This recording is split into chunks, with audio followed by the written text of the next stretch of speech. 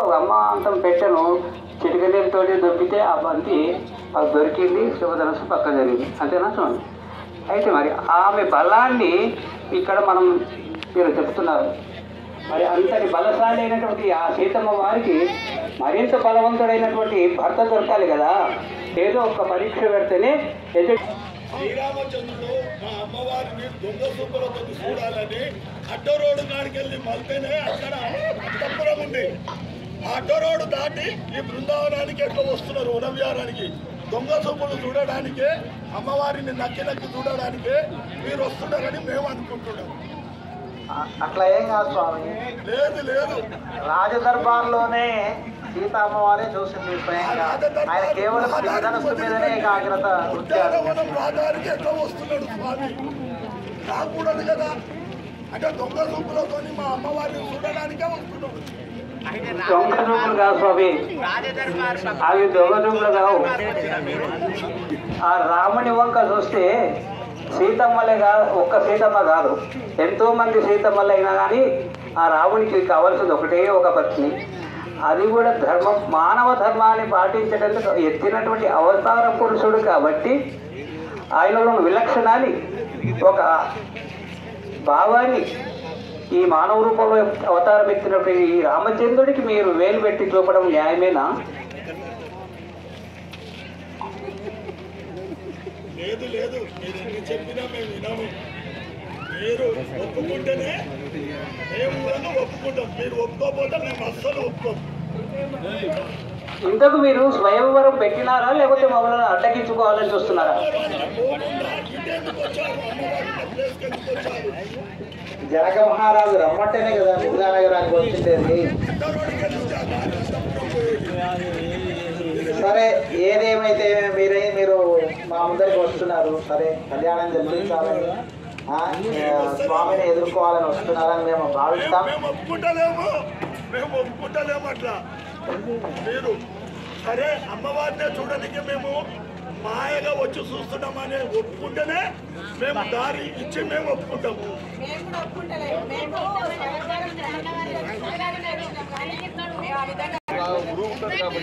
గురువు గారిని అప్రోచ్ అయితే గురువు గారు ఏమంటున్నారంటే, రాముని యొక్క గుణగణాలు జనకునికి నచ్చినాయి, సీతమ్మ యొక్క గుణగణాలు దశరథ కుటుంబానికి నచ్చినాయి, ఇరువురు నచ్చినాయి కాబట్టి ఎదుర్కోలు చేస్తున్నారు. అయ్యా, అది వశిష్ఠ మహర్షులు, అటు విశ్వామిత్ర మహర్షి వీళ్ళంతా కలిసి ఏం చేసిందంటే, ఇంత గొప్ప ఇరు కుటుంబాల వాళ్ళు గొప్పవాళ్ళే కాబట్టి ఇద్దరికి కళ్యాణం జరిపిస్తే బాగుంటుందని సూచిస్తూ మరి దశరథ మహారాజును పిలువనంపిన కాబట్టి సకుటుంబ సపరివార సమేతంగా దశరథ మహారాజు కూడా వచ్చారు కాబట్టి, సరే మీరు అనుకున్నట్టుగానే శ్రీరామచంద్రుడు సీతాదేవి కోసమే సీతాదేవి కోసమే నిరీక్షిస్తున్నాడని అనుకుందాం.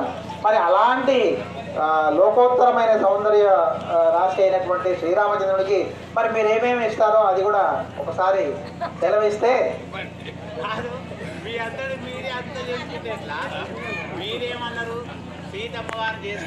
అయ్యా, అయోధ్యలో సుందరమైన భవనం తయారైంది, గొప్పగా సింహాసనం తయారైంది, అది అయోధ్యది కదా.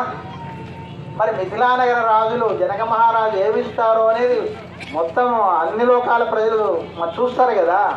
మరి దానికి తగ్గట్టుగా మీరు కూడా మరి మీ కట్న కానుకలు ఇవన్నీ మీరు తెలపాలి కదా, వారి అంతస్తు తగినట్టుగా. అందుకోసమని అడుగుతున్నాం. మేమైతే కట్నం ఇవ్వము, ఎందుకంటే అయోధ్యను మించింది మా లింగాల. ఒక చూడండి రాజగోపురం, చూడండి ఆ రాజగోపురం మీద చంద్రుని వెన్నెల ప్రసరణ చూడండి, మా అమ్మవారి యొక్క కాంతి పుంజమైనటువంటి మొకార విందం చూడండి. మీరందరి చీకట్లో నల్లగా ఏంది ఆ పరిస్థితి? మా దగ్గర చూడండి. ఇక్కడ వచ్చిన వారు మహాచక్రవర్తి, మరి చక్రవర్తికి సకల ఉపచారాలని చెప్పించాలి కదా. మహారాజా మీరు కూడా ఇస్తారని మేము అనుకుంటున్నాం. మా గుణం తెలిసి ఆశ్చర్యపోతారు. రాముల వారు కాదు, ఎవరైనా కాలు కింద పెట్టి చాలు పుష్పాల పార్కు వేసేటటువంటి సుగుణం మాది. తర్వాత ఎవరైనా వస్తే ఆప్యాయంగా పలకరించేటటువంటి మనస్సు మాది. ఎవరైనా అడిగితే చేతి నిండా ఇచ్చేటటువంటి గుణం మాది. అయితే ఇప్పుడు మీరు ఏమన్నారంటే సీతమ్మ వారిని చేసుకోవాలని వచ్చినట్టు సంతోషం. ఎందుకంటే ఇప్పుడు ఎట్లాగో మహిళలకు అటువంటి నగరానికి వచ్చారు కదా, మీరు కూడా ఒక 4 అడుగులు ముందుకు చేసి మరి అమ్మవారు ఎంతగా నిరీక్షిస్తుందో చూద్దాం. ఇక్కడేమో ఇప్పటి రోజులు జ్ఞాపకం వస్తున్నాయి. మగవాళ్ళని ఆడవాళ్ళు అడుకోవాలి కానీ ఆడవాళ్ళను మగవాళ్ళు ఆడుకోవడం ఇప్పటి రోజులు జ్ఞాపకం వస్తున్నాయి స్వామి.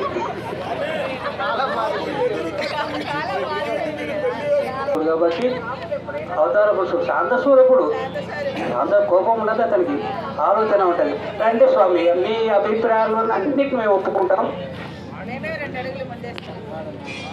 అయితే ఎందుకు అంటే రామచంద్రుడు సార్వభౌముడు, ప్రపంచానికే ఒక రకమైనటువంటి ఒక చెప్పలేనటువంటి శక్తి కలిగినటువంటి సార్వభౌముడు. ఆయన ఒక మెట్టు దిగుతాంటే మా మనసు ఒప్పుకోదు. అయినా మీ గురించి మాకు అంత తెలుసు కానీ ఆ స్వామివారి చూసి మేమే ఒక మెట్టు కాదు 2 మెట్లు దిగుతాం.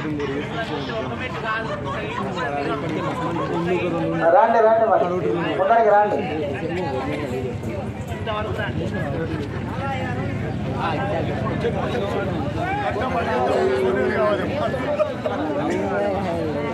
అంతా రామమయం, జగమంతా రామమయం, కుటుంబమంతా రామమయం.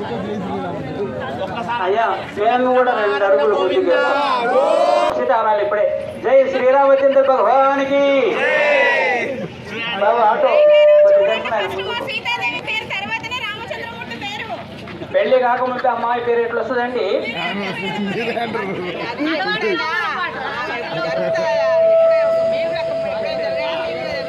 ఒకటి స్వామివారు మీరేం చేశారు, మాకు ఎదురు పట్టణం ఇస్తా అన్నారు. మేము 2 మెట్లు దిగినాం. వేడి అంటే ఒక్క క్షణం కూడా పట్టదు. ఆమెకు వేడి అంటే నచ్చదు. కనుక ఆమె ఎప్పుడు కూడా చల్లగా ఉండడం కొరకు ఆమె ఒక పుష్కరిణి అడుగుతుంది. పుష్కరిణి అంటే స్విమ్మింగ్ పూల్ అంటాం. పుష్కరిణి కోనేరు. ఆ కోనేరు కనుక మీరు ఏర్పాటు చేయగలిగితే దీనికి మేము సిద్ధం. పుష్కరిణి కోనేరు అమ్మవారు జలగాలాడనికే మేము ఒక పుష్కరిణిని కోరుతున్నాం. 2 కాబట్టి 4 వేస్తాం. అవునంటే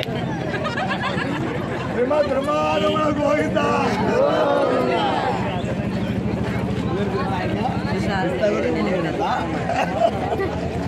మీరు కదలండి ఒక చెప్పుడు ఆల్రెడీ వాళ్ళ గొంతులు టైట్ ఉన్నాయి. సైకిల్ అయితే పడుతుంది మనకు ఎక్కువ వచ్చేసాం. అందుకోసమే మీరు 4 అడుగులు ముందరికేసి ఇక్కడ కళ్యాణ మండపం లోపల ఏర్పాటు చేయబడ్డది. మేమే చేసినాం, అది మీరు కాదు. కళ్యాణ మండపం ఏర్పాటు చేసిందే మేము. రేపు అద్భుతంగా మీరు వీక్షిస్తారు. ఒక ఏమంటాం గమ్మత్తు అయినటువంటి ముత్యాల పందిరి అవన్నీ చేసినాము. కాకపోతే మేము అడిగింది ఒకటి, పుష్కరిణి అడుగుతున్నాము. ఆ జాగ్రత్త పెడతారా? ఈ లోపల కంపౌండ్ లోపల కూడా ఈ యొక్క బ్రహ్మోత్సవాల సందర్భంగా ఒక 9-10 రోజుల పాటు వాడుకొని చక్రతీర్థం చేయించేటటువంటి మహద్భాగ్యం కలిగించడం కొరకు పై భాగంలో 12 ఫీట్లు, కింది భాగంలో 9 ఫీట్లు, ఒక 3 మెట్లు వచ్చినట్లుగా మీకేమైనా అటువంటి సదుపాయం ఏర్పాటు చేసే శక్తి ఉందా, లేకపోతే మేమే చేసుకోవాలన్నా? మేమే చేసుకోవాలంటే